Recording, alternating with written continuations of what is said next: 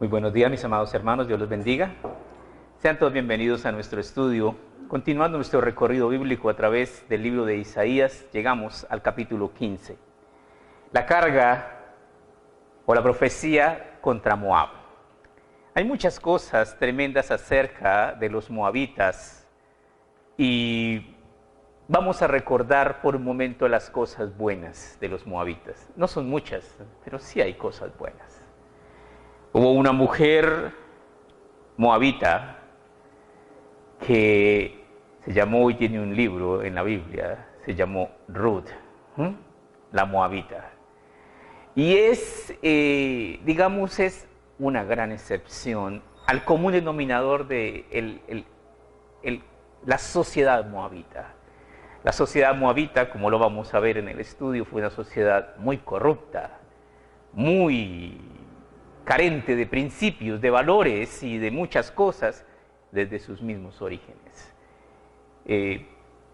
Hoy día es un pueblo extinto, pero ¿qué y quiénes son los moabitas? Debemos recordar que los moabitas eran parientes era de la descendencia de Lot, sobrino de Abraham. Entonces, son prácticamente el amigo de Dios Abraham y prácticamente como esos cristianos que parecen cristianos, pero que ¿qué? Pero que no son cristianos. Entonces, los moabitas hoy día representan a esos cristianos carnales que han decidido vivir su vida bajo la carne, pero sin entregar lo que deben entregar, que es el pecado, para vivir una vida en santidad. ¿Por qué? Porque no quieren. Entonces vamos a orar. Maravilloso Padre, te damos gracias porque nos hablas provechosamente, Señor, y nos enseñas cuidadosamente tu perfecta voluntad a través de tu preciosa palabra. Tú nos hablas, Señor, tan claro como el agua, Señor, mostrándonos que lo que nosotros llamamos bien a veces no es correcto. Lo que nosotros llamamos bueno a veces no es bueno. Tú nos has dicho que nuestros pensamientos no son como tus pensamientos. Como son más altos los cielos que la tierra, así son más altos tus pensamientos que los nuestros. De hecho, los nuestros son muy bajos. Y te pedimos misericordia y te pedimos, Señor, que nos ayudes a estudiar tu palabra para entender, para ser instruidos en el conocimiento de tu voluntad, Señor. Ayúdanos, Padre Celestial, porque tú demandas de cada uno de nosotros obediencia y perfección que difícilmente la encontrarás en nosotros.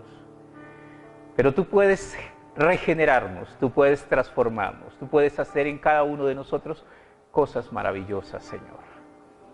Tú puedes hacer de cada uno de nosotros un hombre nuevo, creado en Cristo Jesús para buenas obras. Pedimos misericordia, Padre Celestial. En tus manos, Padre Santo, colocamos nuestra vida. Ponemos en tus manos, Señor, este coronavirus que está, Señor, aterrorizando a todo el mundo. Y te pedimos por nosotros, el pueblo cristiano. Porque tú nos has dicho que debemos aprender a vivir por fe. Que debemos aprender a estar firmes en ti, Señor. No hay antídoto. Pero el mejor antídoto contra el coronavirus es la fe.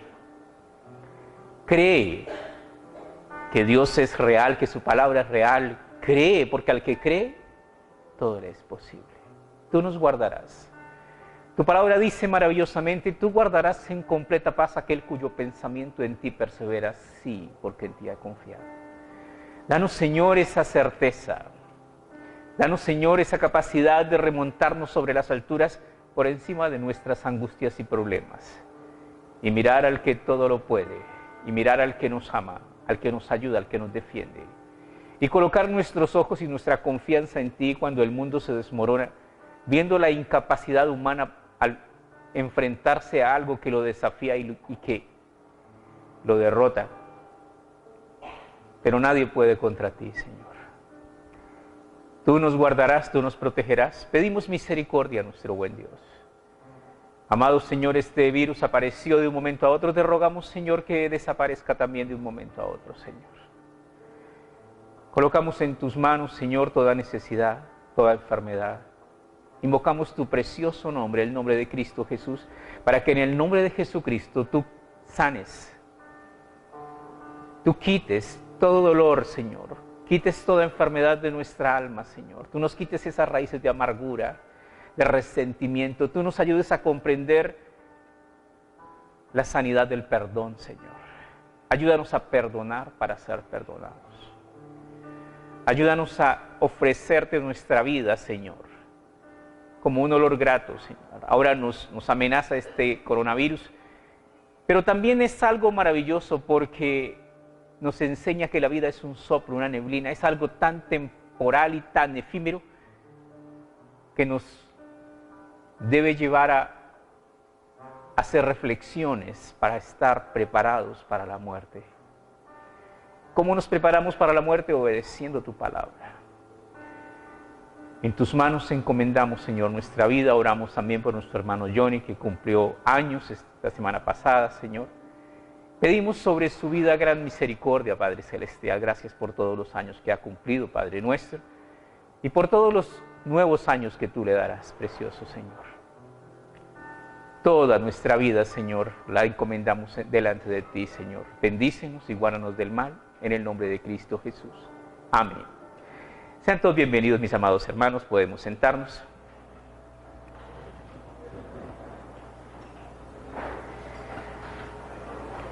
Abramos nuestras Biblias en el libro de Isaías, en el capítulo 15. Isaías 15 viene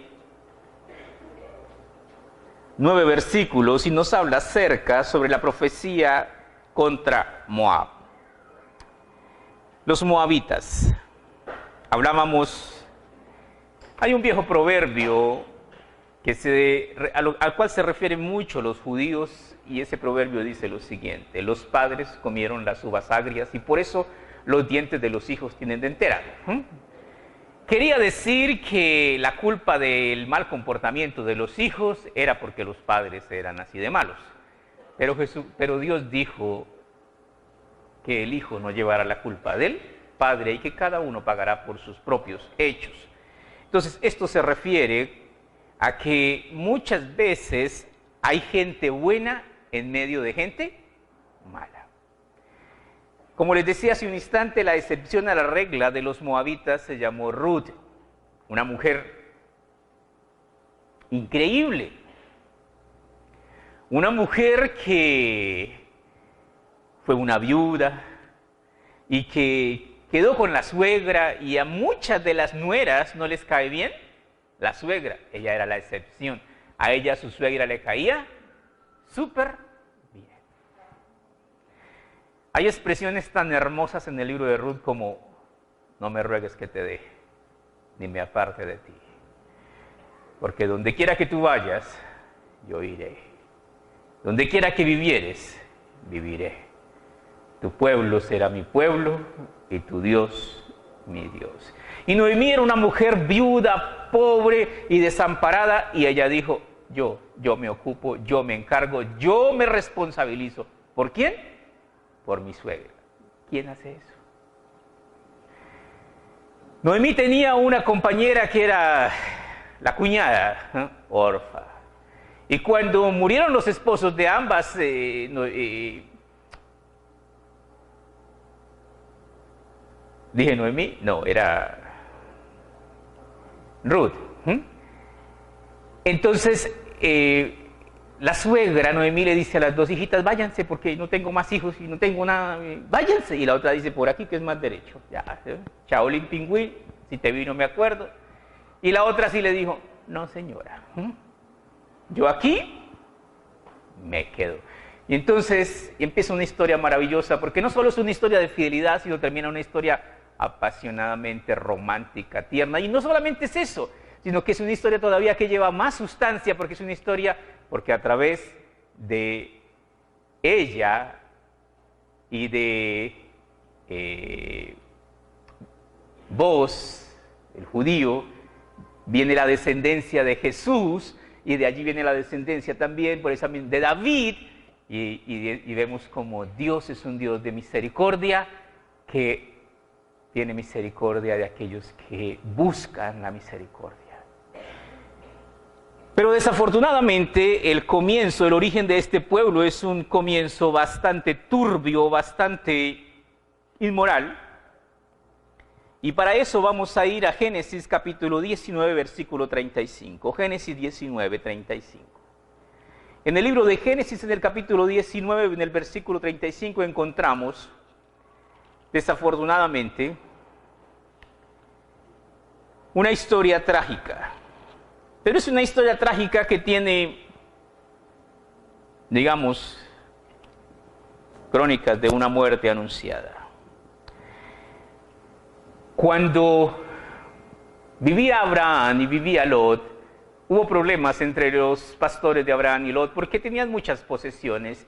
Y entonces Abraham le dijo, escoge, la tierra es grande delante de nosotros. Escoge, si tú vas a la derecha, yo voy a la izquierda, y si tú a la izquierda, yo voy a la derecha. Y entonces Lot dijo,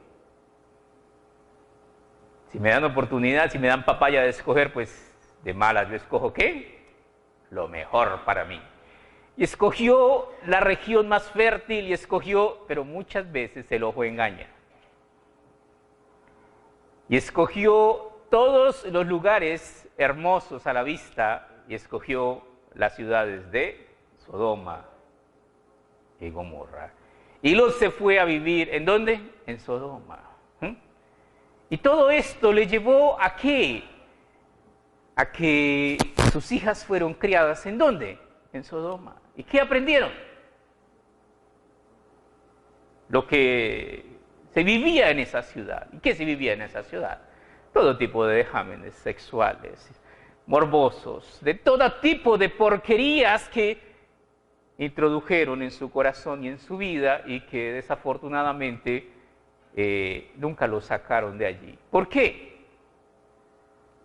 Porque no quisieron. Dios le dice a Lot, corre por tu vida, no mires atrás. ¿Qué pasó? La mujer de Lot, ¿qué pasó? Ya llegando a la ciudad de Zoar, ¿miró a dónde? Miró atrás y quedó convertida en estatua de sal. Entonces ellos llegan y luego se montan, se van al monte, se van a un lugar donde las hijas de Lot dijeron, bueno, Dios acabó con todo. Y ya no hay hombre que venga a nosotros conforme a la costumbre de las mujeres, así que la solución, ¿cuál es la solución? A mi papá le gusta darse sus guariláqueros, entonces démosle traguito a mi papá, que no va a decir que no, lo emborrachamos y sacamos descendencia de nuestro padre. ¿Cómo se llama eso? Incesto. Pero ¿de dónde nació la idea? De ellas. ¿Por qué? Porque era la parte social, normal, el entorno cultural en el que ellas se criaron. Génesis 19:35, leemos lo que nos dice aquí, Génesis 19:35, dice así. Y dieron a beber vino a su padre también aquella noche, y se levantó la menor y durmió con él, pero él no echó de ver cuando se acostó ella ni cuando se levantó. Y las dos hijas de Lot concibieron de su padre, y dio a luz la mayor un hijo y llamó su nombre Moab, el cual es padre de los moabitas hasta hoy. Entonces aquí tenemos el origen de un pueblo llamado el pueblo de los moabitas, un pueblo que creció, un pueblo poderoso, un pueblo, pero un pueblo inmoral. En la doctrina y en el común denominador de los moabitas, fornicar era parte de ¿qué? De su día a día. La fornicación, las orgías, los placeres sexuales eran algo cotidiano. ¿Por qué? Porque así se vivía en Sodoma. ¿De dónde sacaron ellos todas esas ideas? De crianza podemos decir. Ahora tenemos acá algo tremendo, y es que si usted hace la comparación entre los moabitas, que eran descarados y depravados, y Ruth la moabita, ¿de dónde salió? Esa es harina de otro costal. Impresionantemente sí. ¿Qué quiere decir eso? El que quiere cambiar, cambia. Y el que no quiere cambiar, no cambia. Entonces, aquí está el origen de este pueblo, los moabitas. Y Este pueblo de los moabitas posteriormente se convirtieron en grandes enemigos del pueblo de Israel. Moabitas representan la carne. ¿Por qué se convirtieron en enemigos? Por nada. ¿Cómo así? Israel subía por el desierto y el rey de Moab dijo, oye, estos son como muchos. Estos, yo creo que cuando Israel subía por el desierto, Dios le prohibió al pueblo de Israel invadir las tierras de Moab, porque eran parientes, porque eran familia. Pero el rey de Moab, que era malo, que se llamaba Balac, contrató al profeta Balaam para que le hiciera un trabajito. Entonces mandó sus siervos y sus príncipes al profeta Balac, que era un profeta de Dios, en medio del pueblo gentil, y le dijo, venga para acá porque hay un pueblo que sube como langostas sobre la tierra. A veces esa expresión se queda corta porque nosotros no tenemos el manejo del estrago del paso de las langostas. Cuando hay esa plaga de langostas y pasan los enjambres o un enjambre de langostas sobre la tierra, no dejan sino polvo. Se comen absolutamente todo lo verde de la faz de la tierra. Entonces eso es lo que está diciendo. Lo que dice el rey es que el rey Balac es que ese pueblo parece una langosta y por donde va destrozando y acabando con todo. Libro de Números, capítulo 22, libro de Números, capítulo 22, en el Antiguo Testamento.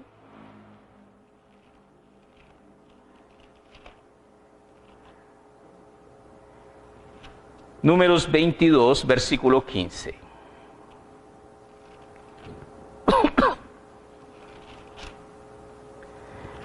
Dice en Números 22,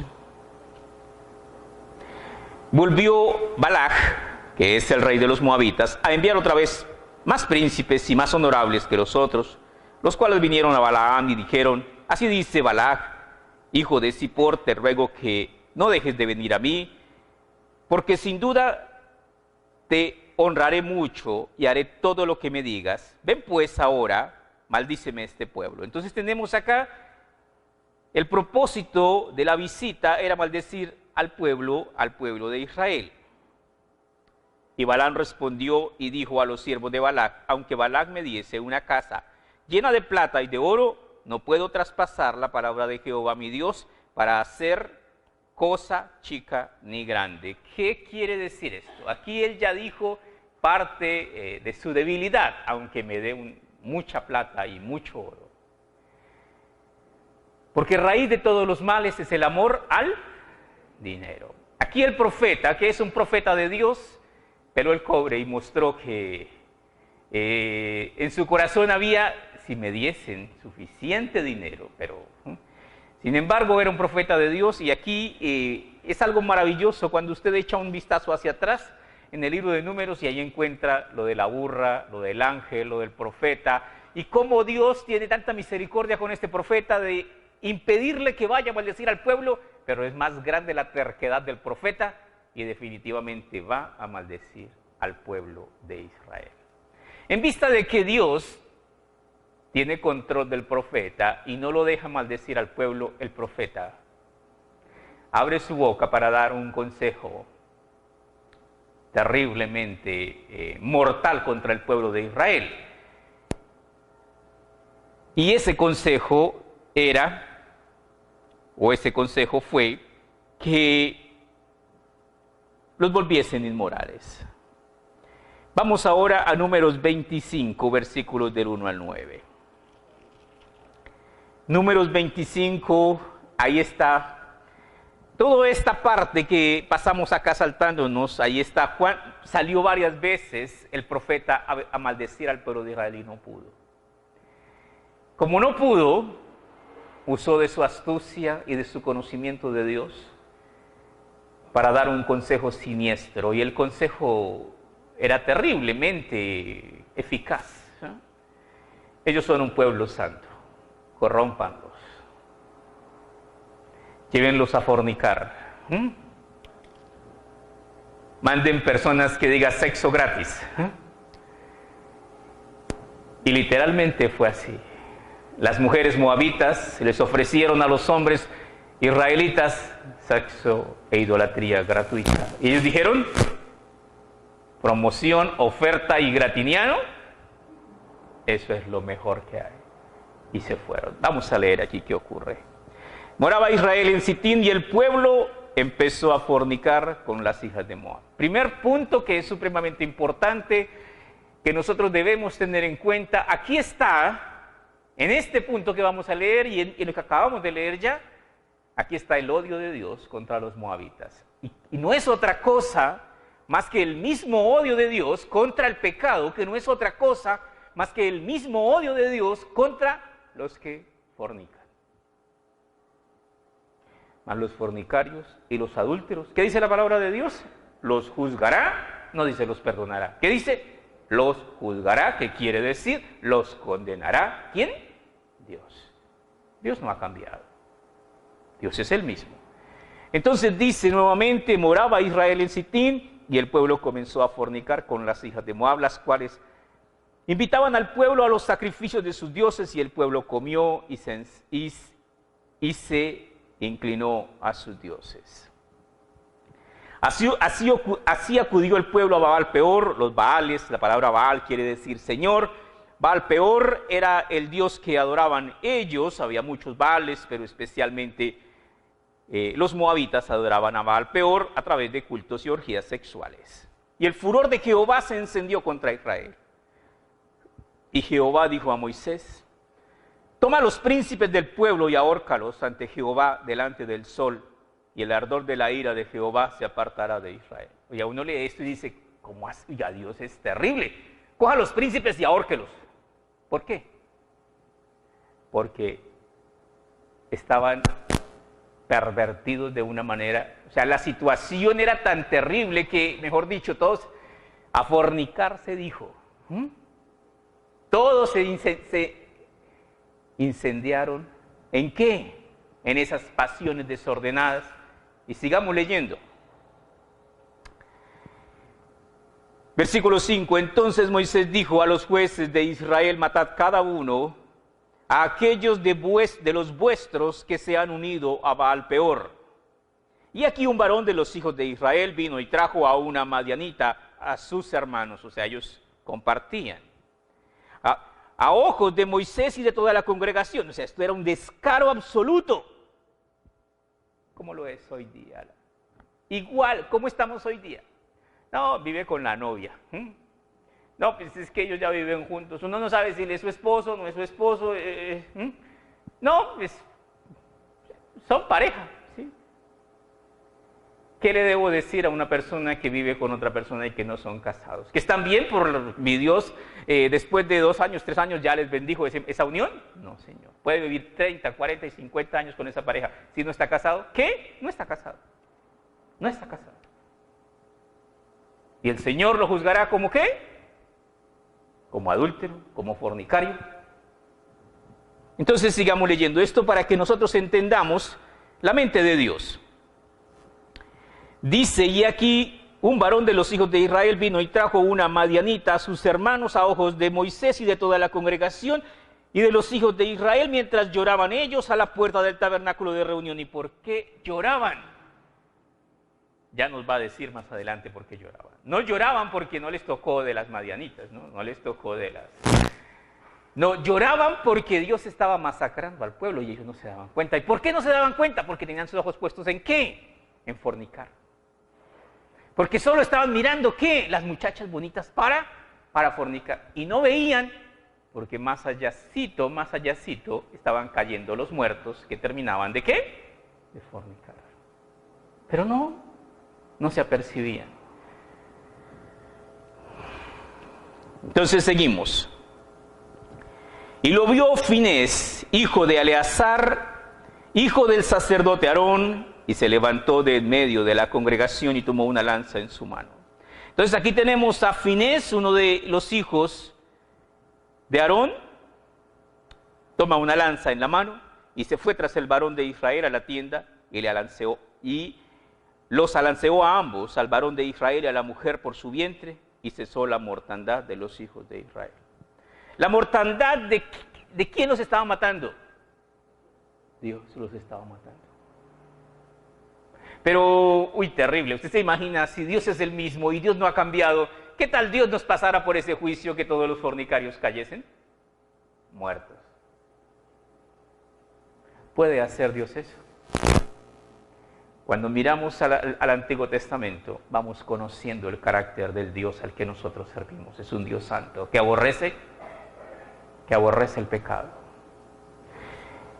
Sigamos leyendo, y dice acá el versículo 8, versículo 9, y murieron de aquella mortandad. ¿Cuántos? 24. ¿24 qué? 24,000. ¿Hartos? Muchos. 24,000 hombres.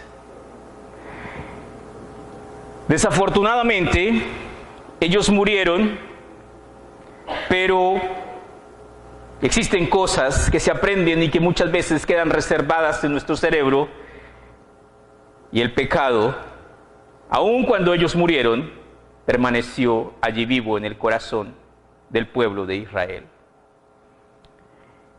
Libro de Romanos, capítulo 6, versículo 23. Romanos 6, 23. En el libro de Romanos, en el capítulo 6, versículo 23, leemos un versículo que nos aclara muchas cosas en cuanto a los conceptos de Dios para el juicio. Romanos 6, 23. Dice Romanos 6, versículo 23, porque la paga del pecado es muerte, mas la dádiva de Dios es vida eterna en Cristo Jesús, Señor nuestro. A veces decimos, no, pero es que Dios mató toda esa mano de judíos, toda esa cantidad de... ¿Por qué? Porque la paga del pecado es muerte.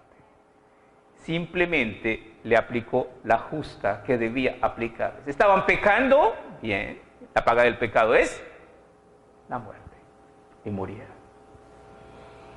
Por eso Dios nos habla que nosotros hemos sido llamados a una vida diferente, a una vida de santidad, a una vida de obediencia. Volvemos al libro de Isaías, capítulo 15, versículo 1, dice, profecía sobre Moab, cierto, de noche fue destruida Ar de Moab, puesta en silicio, cierto, de noche fue destruida Kir de Moab, reducida a silencio.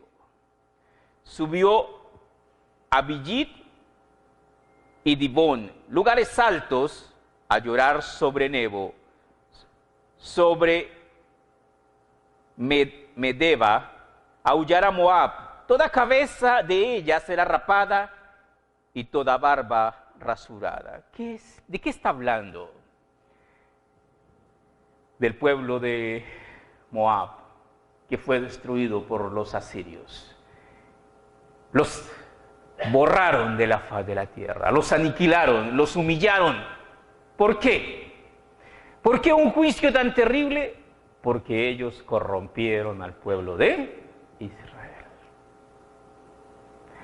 Cualquier otro pecado que el hombre cometa está fuera del cuerpo, mas el que fornica contra su propio cuerpo peca, corrompe su alma el que tal hace y su afrenta nunca será borrada. ¿Quiere decir que el pecado sexual es algo aberrante? Sí. ¿Contaminante? Sí. Muchas personas y muchos cristianos tienen su mente y su corazón ¿en qué? En sus genitales. Solo en sexo viven pensando. El sexo es algo maravilloso y bendito por Dios bajo el vínculo ¿de qué? Del matrimonio. Honroso sea en todos el matrimonio. Aquí entonces tenemos, este pueblo fue raído y nosotros a veces decimos, bueno, pero ¿cómo destruyó Dios a Sodoma y Gomorra? ¿Y por qué? Por lo mismo. Por lo mismo. Tenemos que renovar nuestra mente y nuestro corazón. Se ciñeron de silicio a otra cosa que hay acá en el versículo 2, dice, subió a Bayit y a Bibón, lugares altos, a llorar sobre Nebo, el monte Nebo, donde murió Moisés. Dios le dijo a Moisés, sube al monte Nebo porque morirás. Y allí en el monte Nebo fue sepultado. ¿Quién lo enterró? el arcángel Miguel. El lugar de su sepultura es desconocido para nosotros. ¿Quién sabe dónde lo enterró? El que lo enterró. ¿Quién fue? Miguelito lo enterró, Miguel sabe dónde lo dejó. Y si no, sería un sitio de romería terrible, pero allí está en el monte Nebo. Ellos subían a sus lugares altos, sencillamente están hablando de dos pecados que tienen un carácter terrible ante la presencia y la personalidad de Dios, que es fornicación y idolatría. Estas dos cosas son cosas que a Dios le ofenden sobremanera. ¿Por qué? Porque Dios quiere que nosotros seamos santos, que cada uno sepa tener su esposa en santidad y ¿qué? Y honor. Y que cada uno de nosotros sepa que solo hay un Dios y un único mediador entre Dios y los hombres, y que es nuestro Señor Jesucristo. Versículo 3. Se ciñeron de cilicio en sus calles, en sus terrados, en sus plazas, aullarán todos deshaciéndose en llanto. ¿Qué quiere decir esto? Un llanto inconsolable, un llanto terrible. El llanto de la pérdida, el llanto de la guerra, el llanto de la muerte, el llanto desesperado.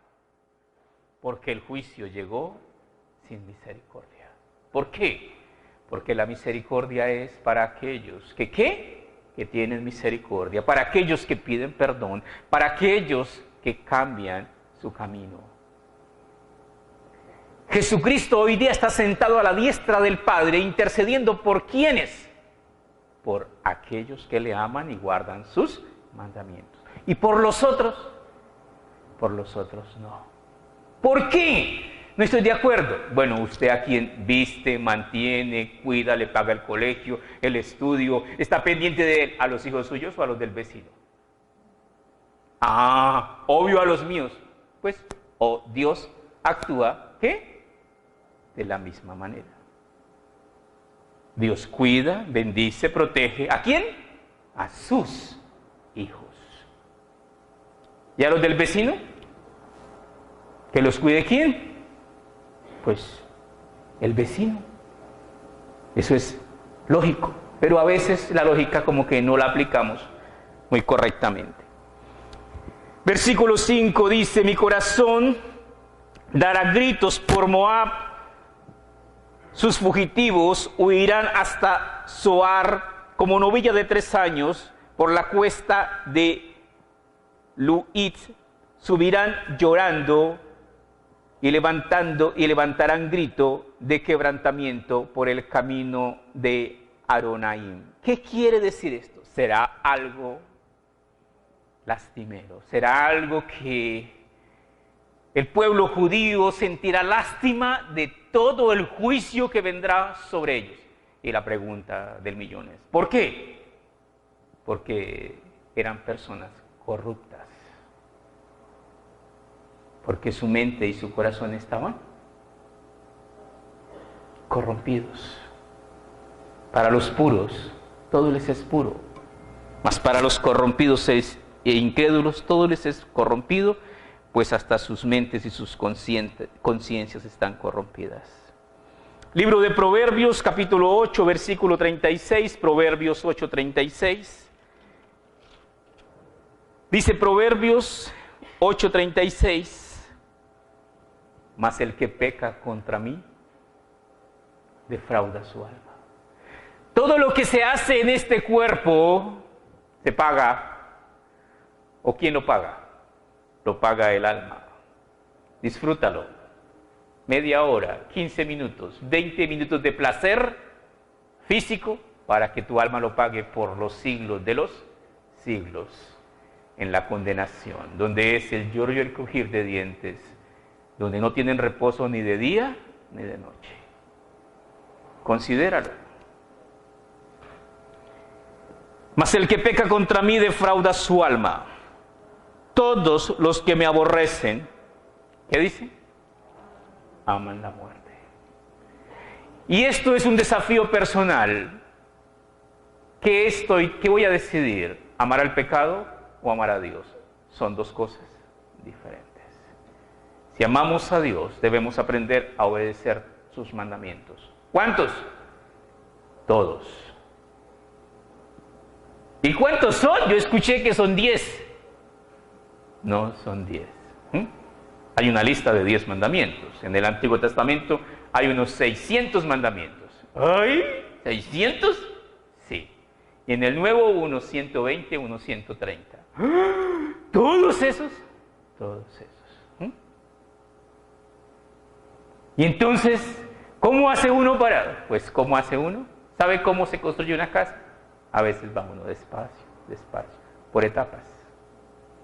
¿Cómo estudiamos la Biblia? Verso por verso, línea por línea, reglón tras reglón.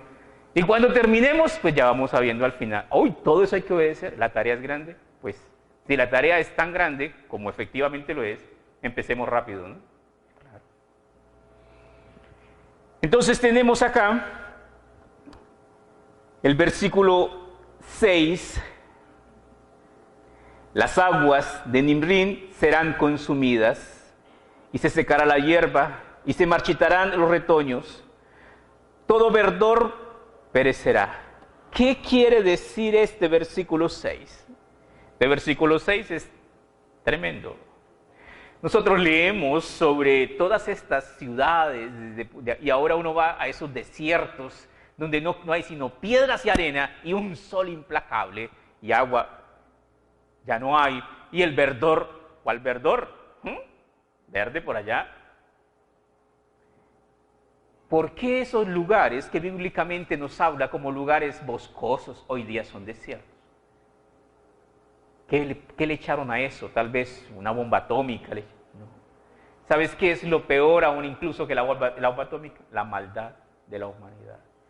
¿Qué esterilizó esos terrenos? La maldad de sus habitantes. Y nosotros tenemos que aprender. Dios bendice. Yo amo, dice el Señor, ¿a quién? A los que me aman. Y me hallan los que temprano me buscan. Por tanto, las riquezas que habrán adquirido y las que habrán reservado las llevarán al torrente de los sauces. ¿Qué quiere decir todo esto? Que ellos estaban llevando sus riquezas al torrente de los sauces. Ellos adoraban a sus ídolos y esperaban que sus ídolos les ayudaran, pero los ídolos no son más que muñecos, porque el llanto rodeó los límites de Moab hasta Eglán. Llegó su alarido hasta Beret Elim, su clamor. Y las aguas de Dimón se llenarán de sangre, porque yo estaré sobre Dimón, porque yo traeré sobre Dimón males mayores, leones, a los que escapen de Moab y a los sobrevivientes de la tierra. ¿Qué es esto? Juicio. ¿Qué significa esto? Esto significa que cuando Dios dice en el reloj de Dios, se le acabó el tiempo, ya no hay nada que hacer, ya es demasiado tarde. Que Dios nos ha dado tiempos y tiempos de gracia y de misericordia diciendo, arrepiéntete, deja tu pecado, cambia tu vida. Pero, ay, sí, ay, Señor, otra vez con esa cantaleta, después, cuando no sabemos, cuando nos toca. Muchas personas que sabían lo que debían hacer y no lo hicieron, cuando lo quisieron hacer ya era demasiado tarde. El deseo de Dios es que nosotros aprendamos a vivir una vida conforme a sus mandamientos. Segunda de Timoteo capítulo 3, versículos del 1 al 9. En segunda de Timoteo 3, del 1 al 9 nos habla acerca de los moabitas modernos. Segunda de Timoteo 3, del 1 al 9 dice lo siguiente. También debes saber esto, que en los posteriores días vendrán tiempos peligrosos, porque habrá hombres amadores de sí mismos, ávaros, vanagloriosos, soberbios, blasfemos, desobedientes a los padres, ingratos, impíos sin afecto natural, calumniadores, intemperantes, crueles, aborrecedores de lo bueno. ¿De qué está hablando? Está hablando de la gente moderna. Y no solamente está hablando de la gente moderna, está hablando del cristiano moderno. Tristemente, muchos cristianos modernos dicen ser cristianos, amén, aleluya, Dios le bendiga, usan frases cristianas, pero su vida es pervertida y sucia. Dios quiere que nosotros aprendamos a vivir una vida diferente. Dice el verso 4, traidores, impetuosos, infatuados, amadores de los deleites más que de Dios. Muchas y muchos cristianos aman más la vida de pecado que viven que la fe que profesan. ¿Y por qué no quieres dejar esa vida? Ay, no, pues, que así es más chévere. Desafortunadamente, muchas veces nuestra necedad nos va a llevar derechito al lugar más lejano de la presencia de Dios. Dice el versículo 7, estas siempre están aprendiendo y nunca pueden llegar al conocimiento de la verdad. ¿Qué es esto? Existen personas que nunca profundizan en las cosas de Dios, que nunca entienden la doctrina. Siempre están aprendiendo y nunca pueden llegar al conocimiento de la verdad. ¿Qué es eso? Nunca madura. La madurez es una etapa que se puede evitar. Pero debemos procurar madurar. La madurez es una etapa que a veces se puede evitar, pero que no es bueno evitarla. Debemos madurar, debemos ser cristianos sólidos en nuestra fe. Entonces dice, mas no dirán más adelante, versículo 9, versículo 8. Y de la manera que James y Jambres resistieron a Moisés, así también estos resisten a la verdad, hombres corruptos de entendimiento, reprobados en cuanto a la fe. Este versículo 8 es muy importante. ¿Qué quiere decir? Que no son verdaderos cristianos. ¿Que qué es la verdad que son? Son personas corruptas. Pero se ponen muy bien el título de cristianos. Pero no todo el que dice Señor, Señor, entrará en el reino de los cielos. Este verso 8 es terrible, dice, de la manera que James y Jambres. ¿Quién fue James y Jambres? James y Jambres eran los brujos de Faraón. James y Jambres estaban allá con Faraón cuando llegó Moisés, y cuando Aarón tomó la vara de Moisés y la arrojó al piso y se convirtió en culebra, James y Jambres cogieron sus varas y las tiraron al piso y también las convirtieron en culebras. Y cuando el Nilo se volvió sangre, ellos también hicieron sus conjuros y también convirtieron el agua en sangre. ¿Y qué quiere decir eso? Satanás tiene poder, Satanás hace milagros. Pero ¿cómo voy a no ser engañado en cuanto a los milagros y las cosas que ocurren? Conoceréis la verdad y la verdad os hará libres. Por eso tenemos que estudiar la palabra de Dios. ¿Qué verdad podemos saber? Pues que James y Jambres eran brujos.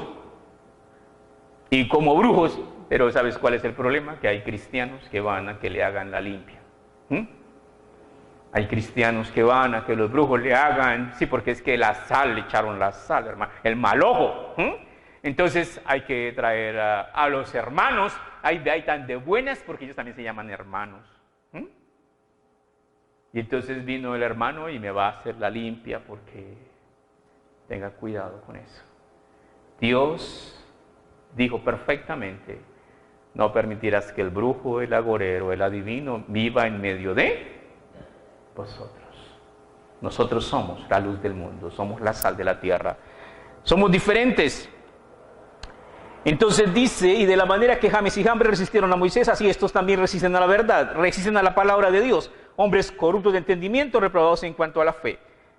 Mas no irán más adelante, porque su insensatez será manifiesta a todos, como también lo fue la de aquellos. ¿Qué quiere decir esto? Si yo les predico una palabra de Dios torcida y engañosa, al cabo de unos años ustedes se van a dar cuenta que, ay hombre, ese tipo, ¿qué? Echeverry, este tipo. Pero si yo les predico una palabra correcta, tal cual es, en este mes de marzo cumpliré mis 50 años. Ya estoy viejo. Y hay personas que están aquí con nosotros que me conocen hace 20, 30 años y estoy sirviéndole al Señor. Y sigo trazando la palabra de Dios. Ninguno me ha venido a decir, pastores, que esto que usted enseña. No. Eso es lo maravilloso de enseñar la palabra de Dios. ¿Cómo? Con cuidado. Este libro no se equivoca. Aquí no hay errores. Pero cuando uno quiere dárselas de avispado, ahí sí salen los errores. Es algo maravilloso enseñar la palabra del Señor. Entonces nos dice, mas no irán más adelante porque su insensatez será manifiesta a todos como también lo fuera de aquellos. Sin embargo, he visto personas que han enseñado, el pastor Chuck Smith, el fundador de Capilla Calvario, enseñó toda su vida hasta que murió la palabra de Dios. ¿Y qué pasó? Increíble.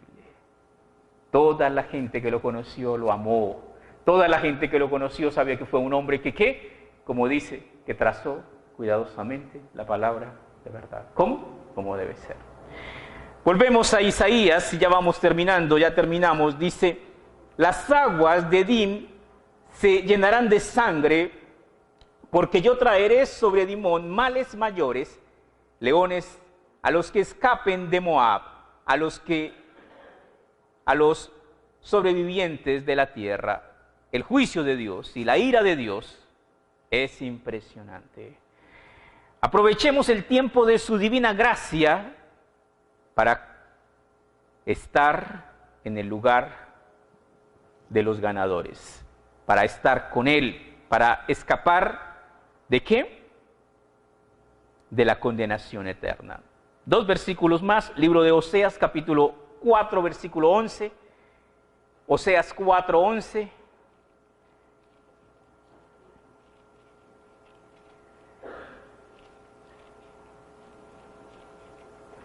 En el libro de Oseas, en el capítulo 4, versículo 11, dice lo siguiente, Oseas 4, 11 y 12, dice así, fornicación, vino y mosto, ¿qué dice? Quitan el juicio. ¿Cuántas veces nuestros padres nos decían juicioso? Mi hijo, mucho juicio, sea juicioso. Fornicación, vino y mosto quitan el juicio. Mi pueblo a su ídolo de madera pregunta y el Señor le responde, porque espíritu de fornicación lo hizo errar. Y dejaron ¿qué? A su Dios. ¿Para qué? Para fornicar. Esto es algo terrible y doloroso. ¿Por qué toda esa gente murió por fornicar? Porque es que Dios no les dejaba fornicar, mientras que el Dios de los vecinos, sí, ese sí. Entonces, se van. ¿Cuál fue el error del pueblo de Israel? Se cansaron de escuchar la palabra de Dios. Porque la palabra de Dios los iba a esculpir para que fuesen una obra de arte perfecta, ¿como quién? Como Jesucristo. Obedientes, totalmente obedientes. Pero se cansaron, no quisieron.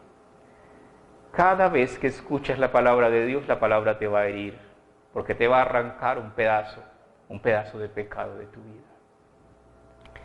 Por último, libro de libro de Éxodo 19, 6. Éxodo 19, versículo 6.